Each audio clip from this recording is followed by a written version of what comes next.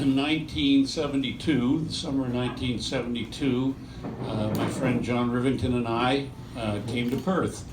And John and I had gone to school together in Ottawa to college and became very good friends. And many of you will know Rivington Associates, and that was his organization. And he was the driving force and my partner in all these various enterprises. And we were actually a regrettable partnership because there was no check and balance. We both saw things the same way. He'd have a bad idea, and I'd just think it was a wonderful idea, and I'd just make it even a bigger bad idea. But occasionally we had a good idea, and so it went the other way. Another very good partner of mine, Kenny Dick, and his wife Mary Ellen are here, and Kenny and I were always a way better check and balance. I'd want to go ahead and do some crazy thing, and Kenny'd say, no, that's not a very good idea. And so it probably kept us on a little saner direction. But my late wife, Lynn, was from Ottawa, and I grew up, age 15 to sort of 20 on the Quebec side, and we got married and we wanted to buy a farm. And we had very little money, and so we went further and further and further from Ottawa. And back in 1972, Perth was quite a ways from Ottawa. And we met the late Glenn Crane, who we became great buddies with too. And Glenn said, we were in his real estate office one day, and he had this picture on the wall, a little picture. It must have been taken on a rainy day. And it's this dilapidated brick house with half the shingles missing, and the grass was 3 feet long, the front porch was falling off. It was a disaster. And the caption said, 500 acres in the Tay Marsh.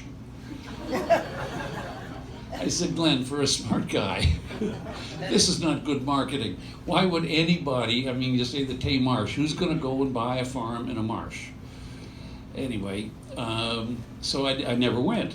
And then a few months later, I'm back and I'm looking at this picture, and we still haven't been able to find anything we could afford. So finally I said, you better tell me a little bit more about this marsh thing. So out we went.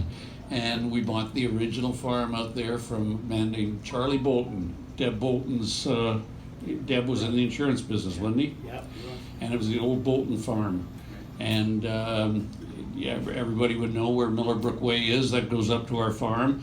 And then over the years, we got the farm on the right, which was George Matthews, who was the mailman and many other things out there, and had standardbreds. And I'd go down there. He had a training track in the hayfield where he trained his standardbreds, and I'd go down and ride with him. I'd ride my horse and he'd be driving the standardbreds, and I didn't realize how fast they went, and I had to gallop to keep up with these darn things. And George would be going along and he smoked these little cigars. So he'd have a cigar, there'd be a trail of smoke over his shoulder, and we'd be raging around this track.